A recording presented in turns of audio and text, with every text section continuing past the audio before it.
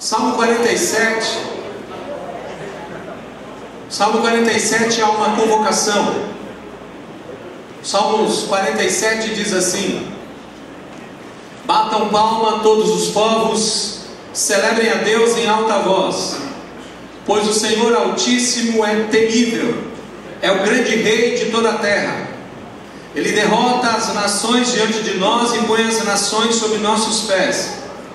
Escolheu para nós uma terra como herança, o orgulho dos descendentes de Jacó, a quem Ele ama. Deus subiu em meio a gritos de alegria. O Senhor se elevou ao forte som do chofar. Nós vamos ouvir agora o chofar nos convocando e exaltando o nome do Senhor.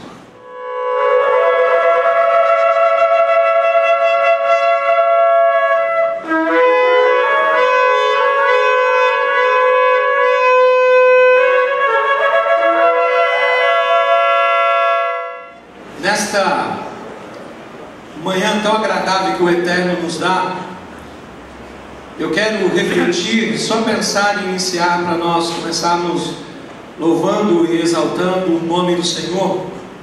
Uma leitura que acontece no Evangelho de Lucas 9, e Pedro e que estavam com ele estavam carregados de sono, e quando despertaram, viram a sua glória e aqueles dois homens que estavam com ele. E aconteceu que quando aqueles se apartaram dele, disse Pedro a Jesus: Mestre, bom é que nós estejamos aqui e façamos 3 tendas, uma para ti, uma para Moisés e uma para Elias, não sabendo Pedro o que dizia naquele momento. Então, tabernáculos é essa convocação, para nós fazermos uma tenda para o Senhor, para que nós possamos receber o grande e poderoso Senhor. Louvado seja o nome do Senhor. Eu vou pedir ao pastor James, ele vai vir e poder direcionar, e depois nós vamos louvar o Senhor, dizendo para o Senhor vir com o peso da sua glória. Shalom, amados. Não queremos pecar como o ano passado e queremos começar agradecendo não só o pastor Jamir, mas como toda a equipe da igreja, da primeira igreja batista, que com muito carinho, com muito amor, preparou para nós um banquete. Eu tenho até dito para os irmãos, eu acho que depois da palavra dá para a gente almoçar aqui também, porque tem muita coisa. Então, desde já queria agradecer aos irmãos. Podem se assentar um pouquinho. Um texto extremamente conhecido por todos nós, segundo Crônicas, capítulo 7.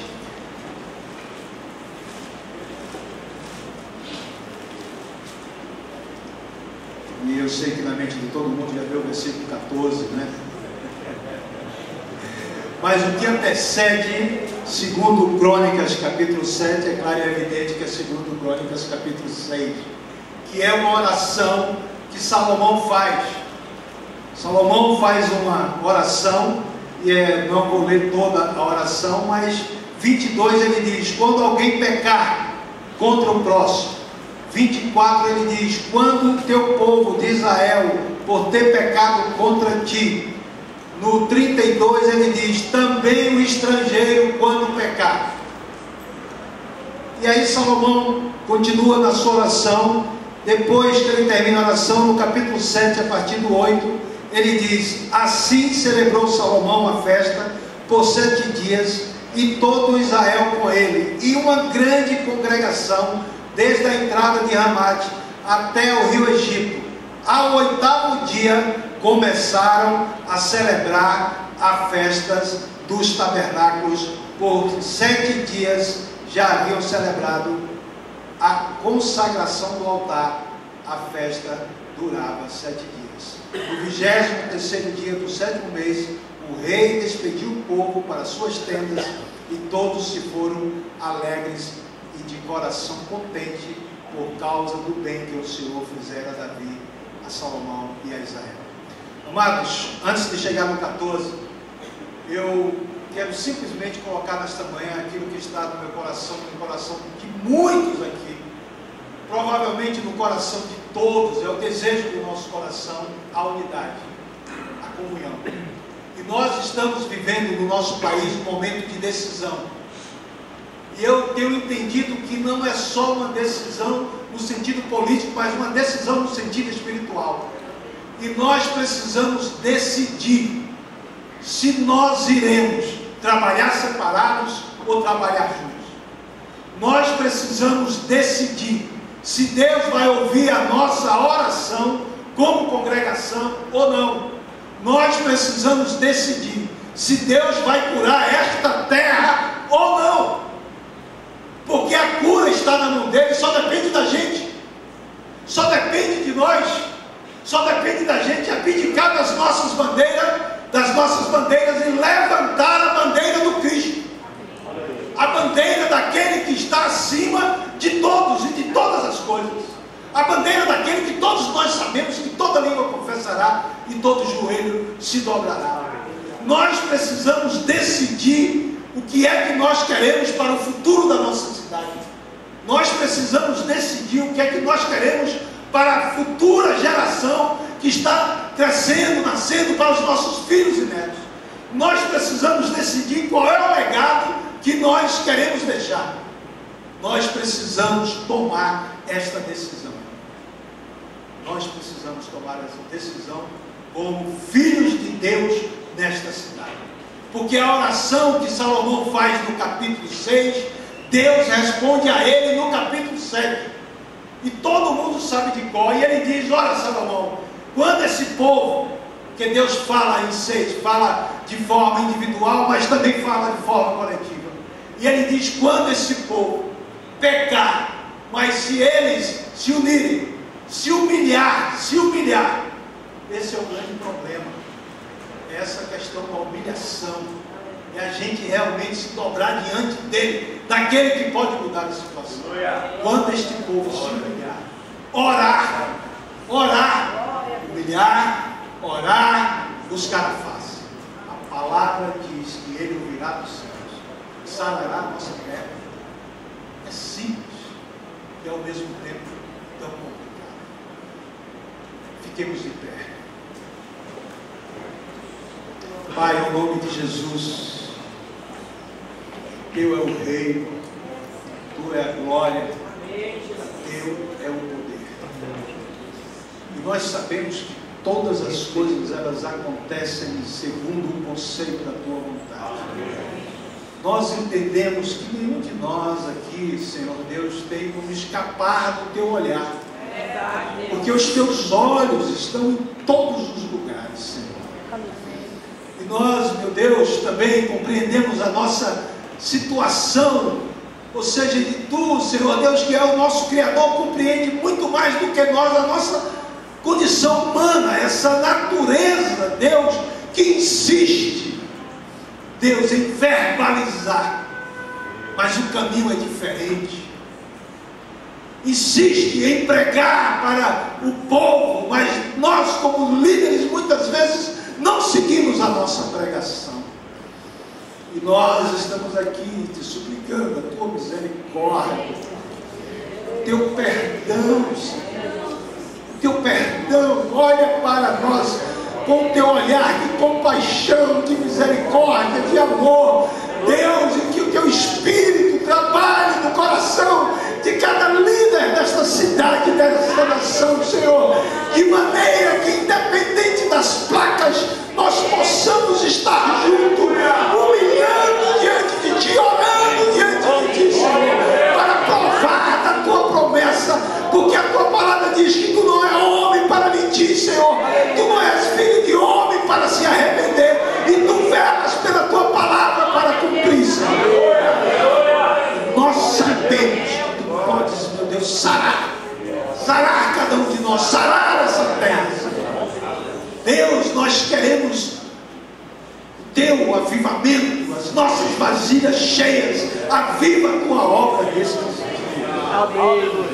Deus, em nome de Jesus, que o Teu Espírito nos leve a dobrar os joelhos, a arriar as nossas bandeiras e levantar a Tua,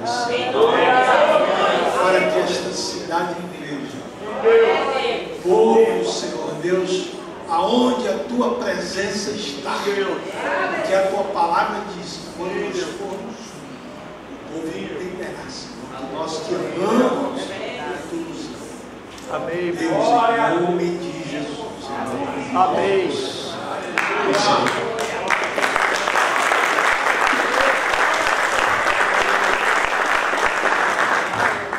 Se assente por um instante, queridos. Há um ano atrás nós estávamos reunidos aqui e daqui surgiu a proposta de um movimento nessa cidade de oração pela restauração dessa cidade, chamado Igreja Unida. E nós entendemos e continuamos entendendo um ano depois que casamentos, famílias e igrejas fortes trazem força para uma cidade. Glória a Deus. Por outro lado, lares quebrados, lares em ruínas, deixam as nossas cidades e igrejas abertas e vulneráveis ao ataque do inimigo. Quando nós vivemos de acordo com o plano de Deus, usando a sua palavra, suas ferramentas e seus princípios, nós construímos um muro de proteção que é forte, que é saudável, em volta das nossas vidas, segundo o modelo dado por Deus. E a palavra de Deus nos é dada porque ela providencia limites, e à medida que o padrão de proteção é erguido, os limites que ela providencia também são colocados no lugar. A questão hoje é que muitas pessoas querem proteção, mas desprezam os limites, pois nós estamos vivendo numa época em que cada um faz o que é certo aos seus próprios olhos.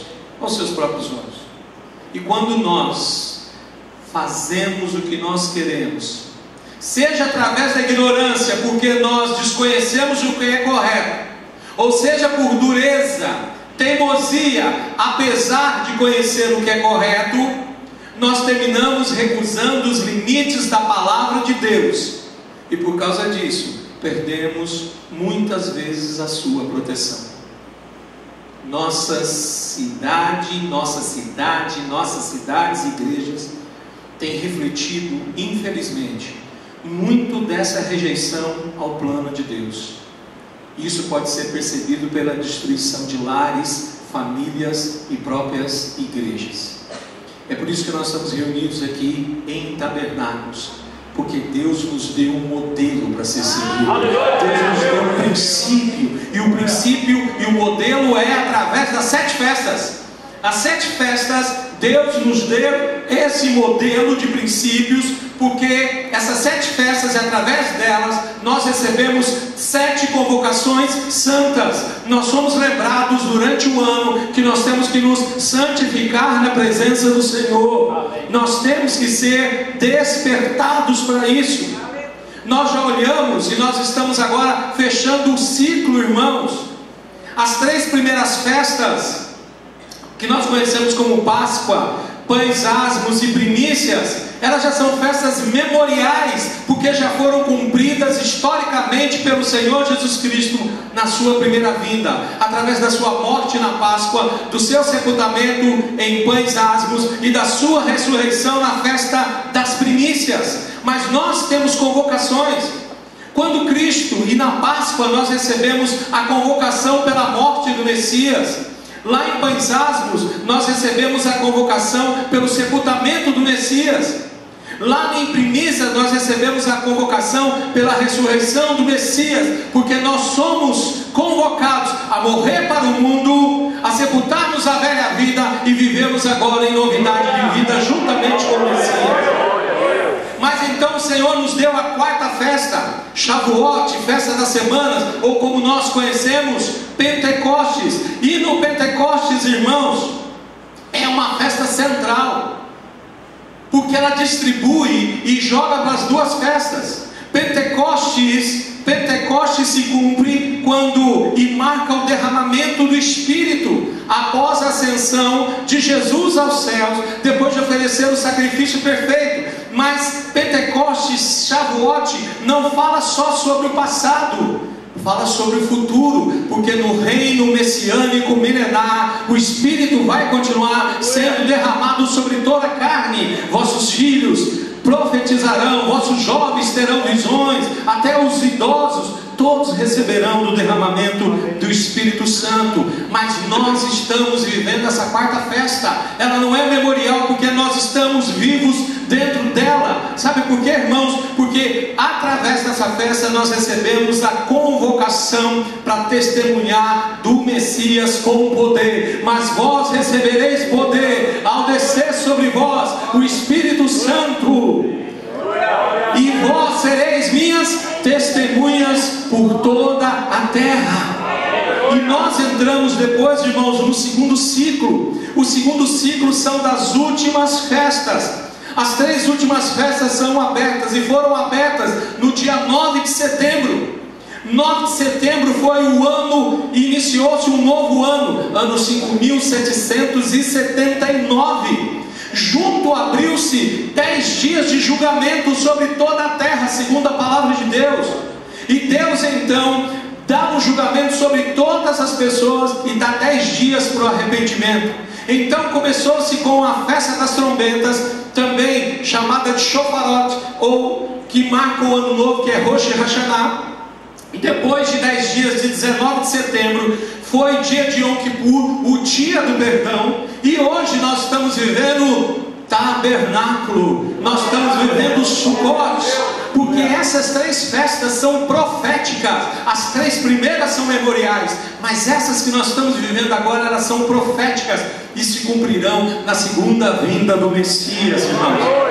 As 3 primeiras festas também são conhecidas como as primeiras chuvas, ou as chuvas temporãs. Mas essas festas que nós estamos vivendo são as últimas chuvas, é a chuva serôdia, porque isso está relacionado com a primeira e a segunda vinda de Cristo. Por isso que o profeta Oséias, cujo nome significa o Senhor é salvação, disse assim no capítulo 6, versículo 3: conheçamos e prossigamos em conhecer ao Senhor. A sua saída como a alva é certa. E escute o que diz o profeta: e ele virá a nós como chuva, como a chuva serôdia que rega a terra. É por isso que na festa do Shofar nós recebemos a convocação da igreja do Messias, como igreja do Messias, porque quando o último Shofar tocar, a igreja será arrebatada e se encontrará com o Senhor dos ares.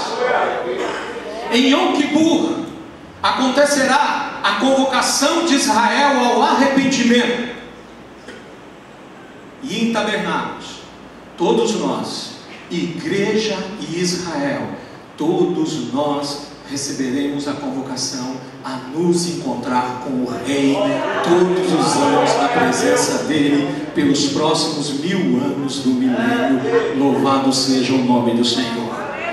Salmo 47, que nós ouvimos dizendo: Deus subiu em meio a gritos de alegria, teruá, e se elevou ao forte som do shofar. Cantem louvores a Deus, cantem louvores ao nosso Rei, cantem louvores. Vamos cantar louvores ao nome daquele que é digno de ser louvado. Vamos pedir que a glória do Senhor, o peso da glória do Senhor venha sobre as nossas vidas, como foi sobre a vida quando o templo foi inaugurado.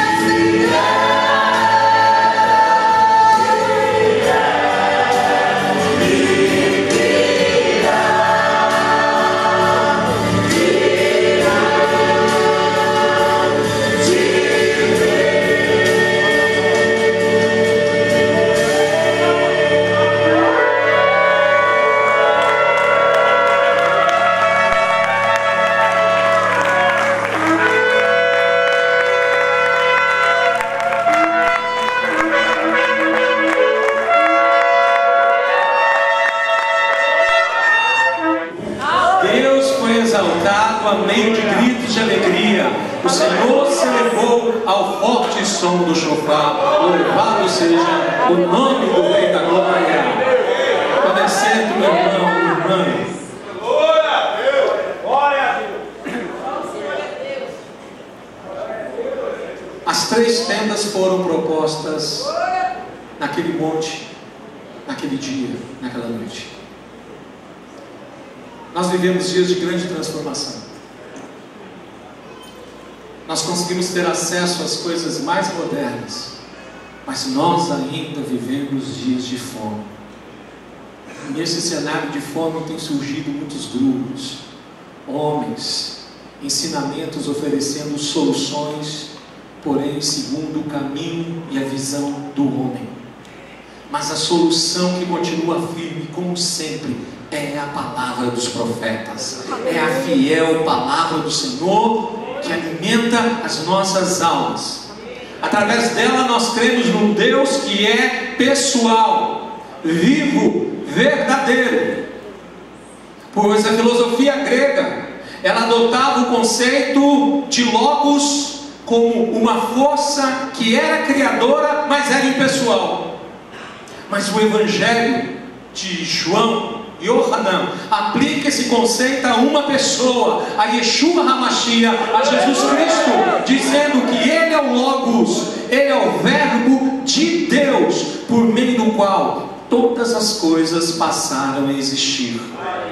Nos primeiros versos é dito: no princípio era o verbo Logos, e o Logos, o verbo, estava com Deus, e o verbo e o Logos era Deus. Ele estava no princípio com Deus. Todas as coisas foram feitas por intermédio dele, e sem ele, nada do que foi feito se fez. E no verso 14 é dito assim: e o Logos, e o verbo se fez carne e habitou entre nós, cheio de graça e de verdade. E o testemunho é esse: e vimos a sua glória, como a glória do unigênito do Pai. Louvado seja o nome do Senhor. O Messias armou a sua tenda entre nós.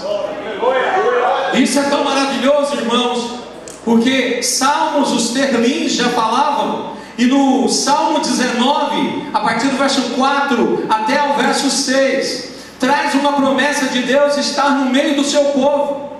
Numa linguagem poética, o Senhor ministra ali. E Salmo 19, a partir do verso 4 até o 6, Deus começa a desenhar nos céus. Se o verso 1 diz assim: os céus proclamam a glória de Deus e o firmamento anuncia as obras das suas mãos. A partir do verso 4 diz assim: a sua linha, Deus desenhando no céu, a sua linha se estende por toda a terra, as suas palavras até o fim do mundo. E diz lá: nelas pôs uma tenda, um tabernáculo para o sol, o qual é como um noivo. O sol é como um noivo a correr o seu caminho. A sua saída é desde uma extremidade dos céus, e o seu curso até a outra extremidade, do oriente até o ocidente.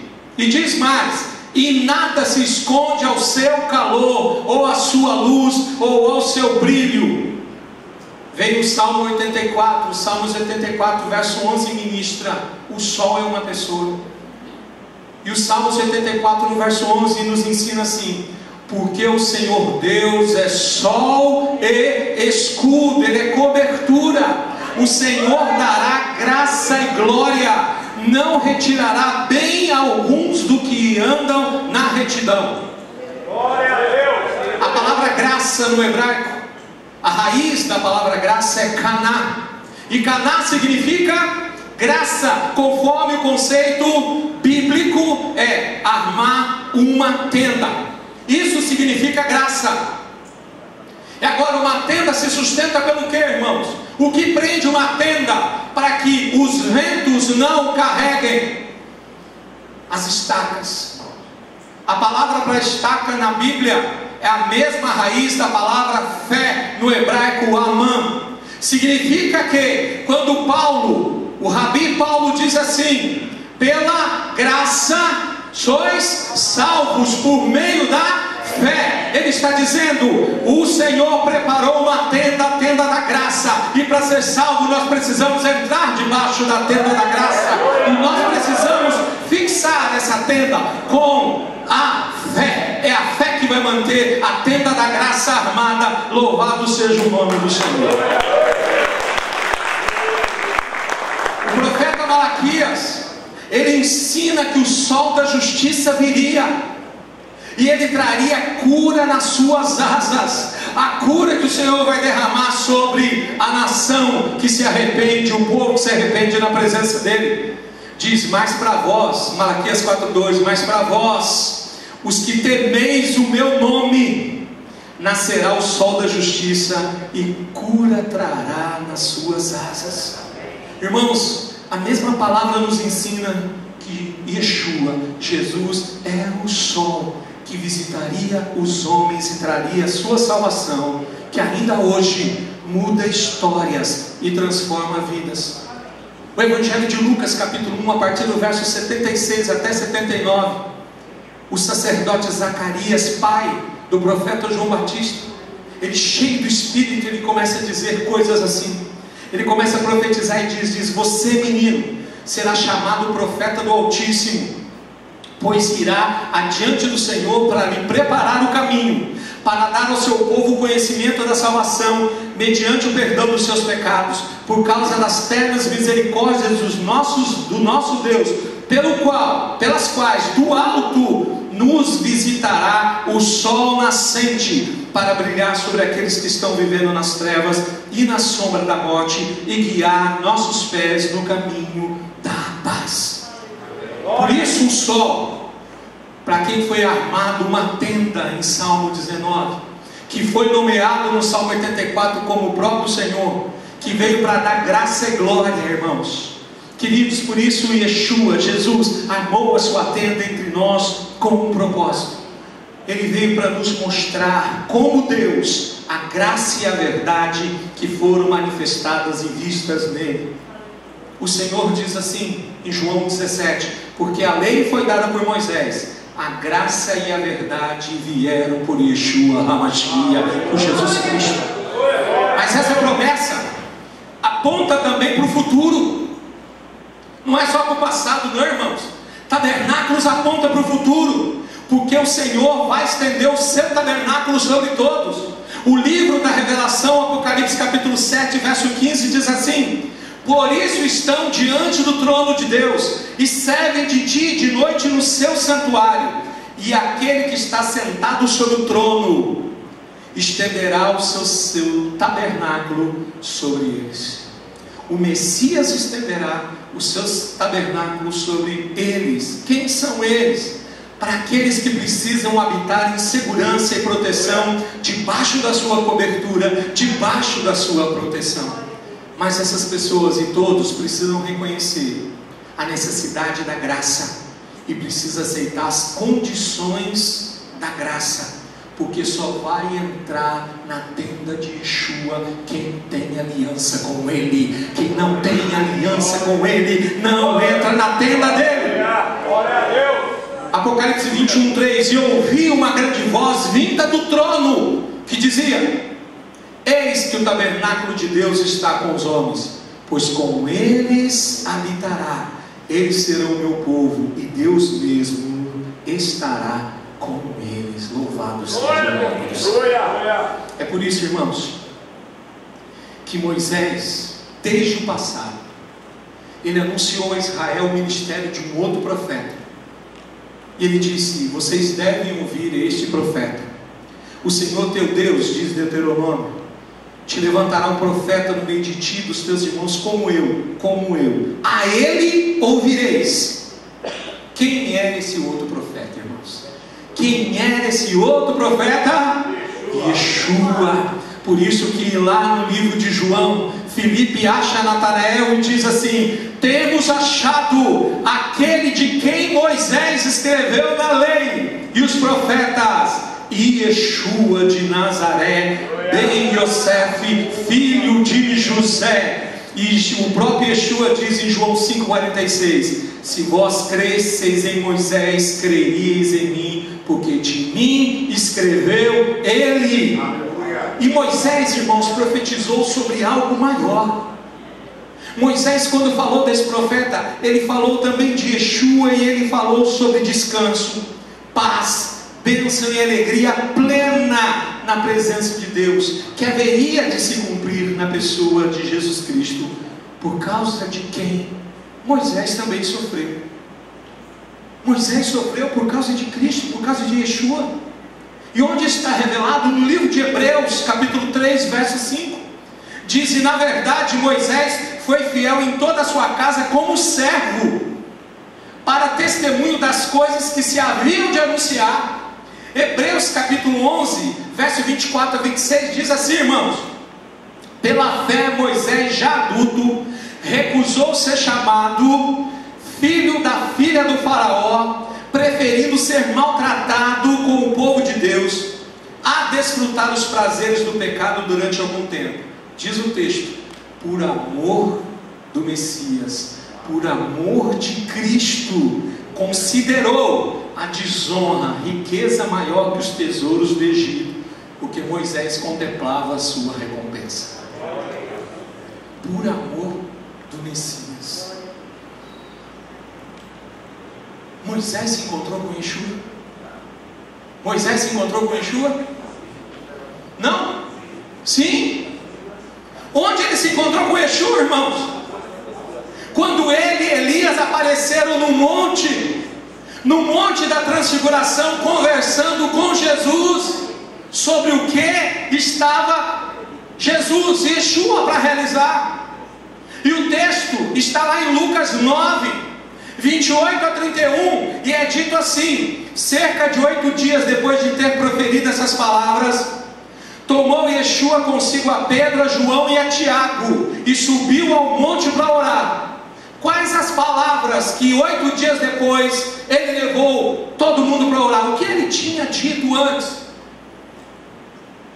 Yeshua tinha perguntado para ele: quem os homens dizem que eu sou?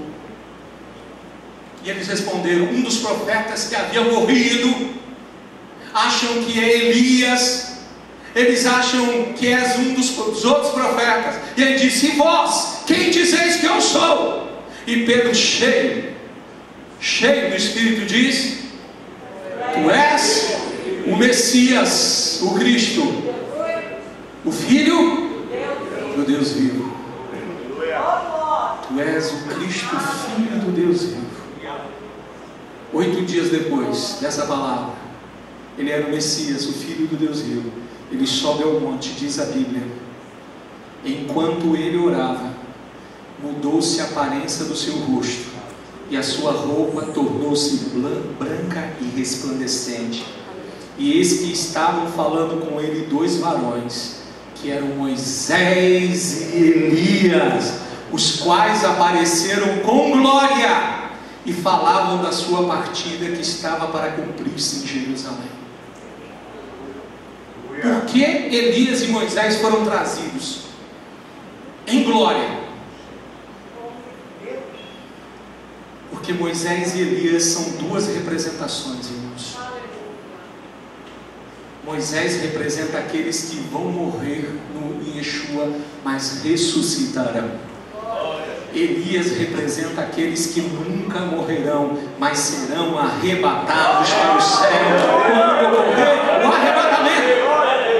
E assim como ambos, aqueles que já morreram vão ressuscitar, e aqueles que estiverem vivos e serão transformados no arrebatamento, assim como os 2 viram a face de Yeshua glorificado, nós também o veremos, segundo promessa da sua palavra. Nós veremos, porque nós seremos semelhantes a Ele.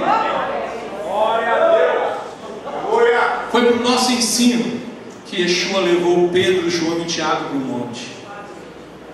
Durante a oração dele, de Yeshua, que intercede por nós também, ao lado do trono do Pai. É o nosso intercessor no céu. Por um breve período de tempo, Jesus reassumiu a sua glória, que ele abriu mão para vir a essa terra. Seu rosto suas roupas ficaram iluminadas pelo resplendor da divindade. E ele passa a conversar com Moisés e Elias. Representavam ali a lei e os profetas. Estavam os dois subordinados a Yeshua, mas sempre foram considerados importantes testemunhas da sua obra e da sua identidade, porque o rosto de Yeshua brilhou, porque o rosto de Moisés havia também brilhado no passado, quando ele subiu no monte e entrou na nuvem. Quando a nuvem desceu sobre o monte e Moisés ficou dentro da nuvem, o rosto dele brilhou, meus irmãos. E a nuvem naquele dia desceu também sobre aquele monte. Moisés ficou com Deus durante 40 dias na nuvem. 40 dias depois, uma nuvem também tomou Jesus. Uma nuvem também envolveu Jesus aos olhos dos seus discípulos. Elias subiu ao céu, Jesus também subiu ao céu, retornando à sua glória. E o texto diz que eles falavam sobre a partida de Jesus. É por isso, irmãos, que haverá um culto no céu. E nós estaremos lá. E não por acaso, naquele culto que já nos foi adiantado pela palavra, num culto de adoração no céu, nós ouviremos Moisés sendo citado. Apocalipse 15 diz assim: vi no céu ainda outro sinal, a partir do verso 1, grande e admirável, 7 anjos que tinham as 7 últimas pragas, porque nelas é consumada a ira de Deus. E vi como que um mar de vidro misturado com fogo, e os que tinham vencido a besta e a sua imagem e o número do seu nome estavam em pé junto ao mar de vidro, e tinham harpas de Deus, e cantavam o cântico de Moisés, servo de Deus, e o cântico do Cordeiro, dizendo: grandes e admiráveis são as tuas obras, ó Senhor Deus Todo-Poderoso. Justos e verdadeiros são os teus caminhos, ó Rei das nações. Quem não temerá, Senhor, e não glorificará o teu nome? Pois só tu és santo. Por isso todas as nações virão e se prostrarão diante de ti, porque os seus juízos são manifestos.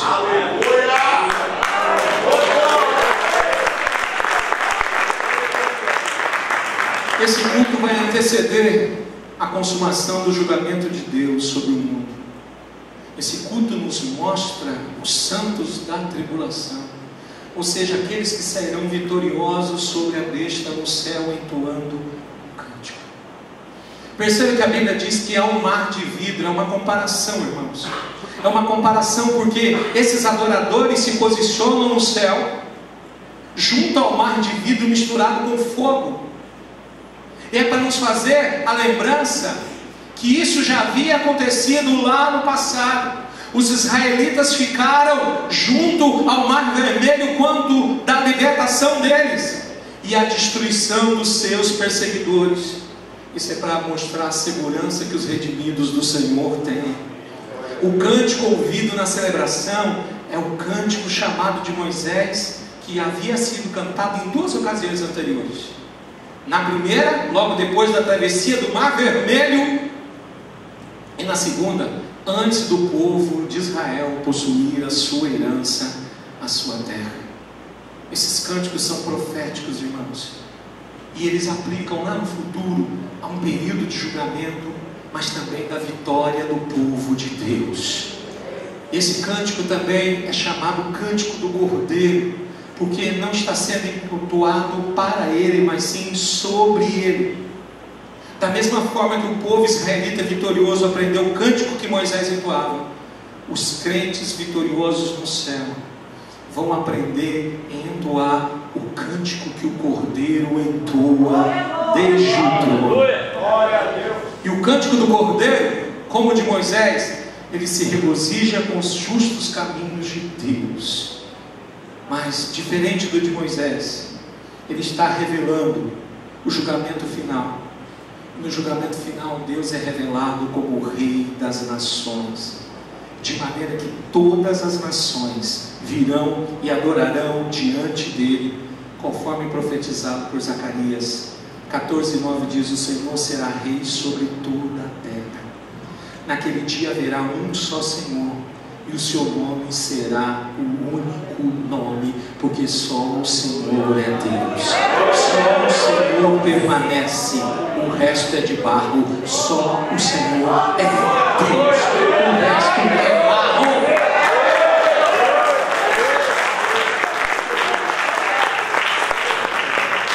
Apesar do sono dos discípulos,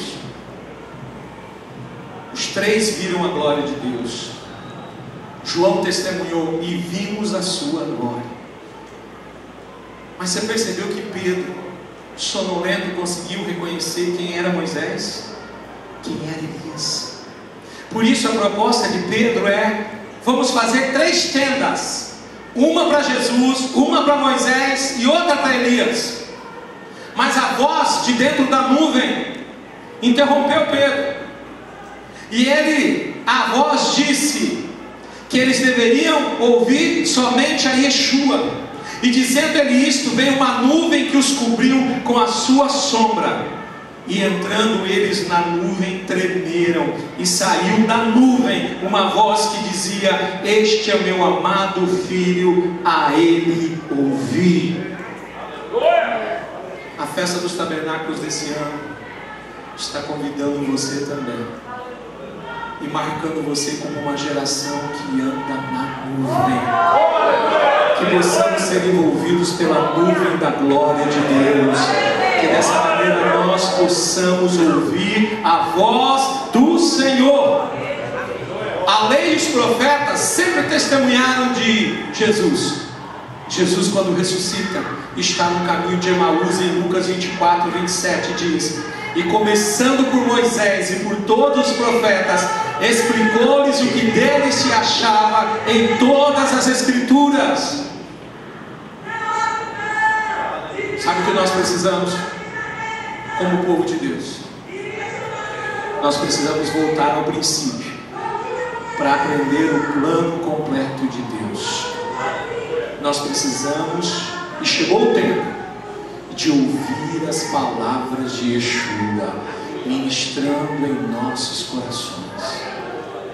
Que a nuvem da glória do Senhor possa nos envolver, e que o Senhor possa nos encher com o seu Santo Espírito, e que, cheios do Espírito Santo de Deus, possamos ver a glória, vivenciá-la e manifestar também onde nós estivermos.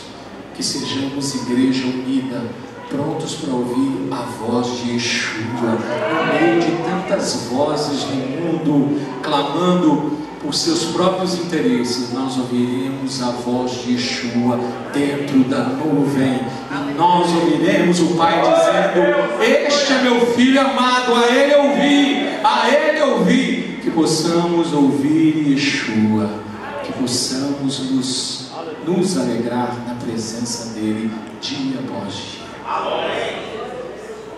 Senhor, bendito Deus. Amém. Tu nos enviaste Yeshua para a nossa salvação, para formar um povo exclusivo teu. Nós te pertencemos, Senhor Deus. Nós temos um sacerdócio sobre as nossas vidas. Nós aqui nesta manhã formamos a parte da nação santa, de povo escolhido, povo de propriedade exclusiva tua, Senhor Deus. Nós te pertencemos, porque nós fomos marcados pelo Senhor, marcados como a geração a quem o Senhor tem levantado, Senhor Deus. Neste dia, ó Pai, os nossos corações são um tabernáculo, uma tenda onde nós acolhemos o Senhor Jesus, Yeshua HaMashiach. Nós acolhemos, Senhor Deus, nessa manhã e clamamos a Ti: enche-nos com o Teu Ruach HaKodesh, Teu Santo Espírito, Senhor Deus. Enche o Teu povo, e que possamos ter o nosso rosto brilhando pela Tua presença em nós. Que possamos andar na nuvem como uma geração marcada pelo Senhor. Santifica as nossas vidas, ó Pai. Nós que fechamos este calendário sempre olhando para a Tua volta, para que Yeshua venha buscar a sua noiva como noivo. E a tua palavra declara que na volta de Yeshua, assim como o sol, será como o relâmpago do Oriente que será visto no Ocidente, para que toda a terra, todo o joelho se dobre na presença de Yeshua HaMashiach, o Rei, a quem nós damos as boas-vindas em todo o tempo, e nesta festa de tabernáculos e fazemos, e pedimos no nome dele, no nome de Yeshua HaMashiach, Ben Davi, Shalom Israel. Nós pedimos no nome de Jesus, o Messias, filho de Davi, o príncipe da paz. Amém.